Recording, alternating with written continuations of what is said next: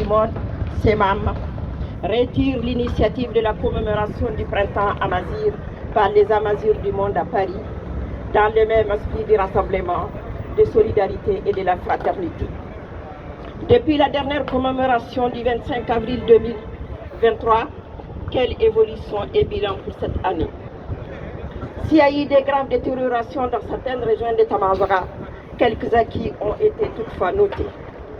Il faut souligner cependant que les niveaux de démocratisation ainsi que les modèles de gouvernance très centralisés dans certains pays empêchent les régions amazirs de trouver leur place légitime et les populations amazirs d'exercer réellement leurs droits politiques.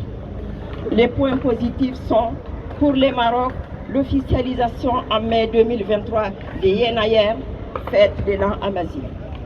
Le Maroc devenant ainsi le second pays après l'Algérie à l'avoir institutionnalisé. L'obligation de la maîtrise de la langue tamazight par les juges dans le système judiciaire marocain est également une évolution appréciable. Pour le Mali, la nouvelle constitution de 2023 a consacré la langue amazigh tamashek comme une des langues officielles du pays. Ainsi, désormais, la langue amazigh est une langue officielle consacrée par la constitution de 3 pays, le Maroc, l'Algérie et le Mali. En Tunisie, on observe la poursuite de l'éveil de la conscience amazigh portée par un mouvement très dynamique, aussi bien dans la sphère intellectuelle que dans les milieux associatifs et artistiques. Quant aux évolutions négatives, elles sont nombreuses et dramatiques, notamment au Sahel.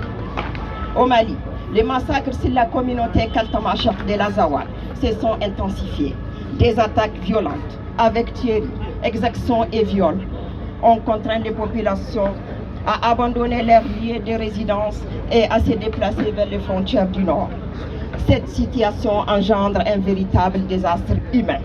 Et peu de solutions sont envisagées, notamment après la récente dénonciation de l'accord d'Alger par les autorités actuelles du Mali. En Algérie, la commémoration du printemps amazigh à travers les manifestations populaires traditionnelles sont interdites et des arrestations des citoyens se poursuivent à cette date.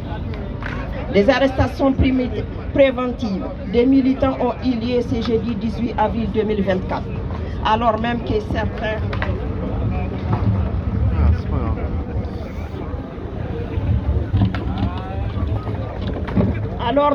certains citoyens ont déjà ont été jugés pour s'être recueillis sur les tombes des victimes du printemps noir de 2000.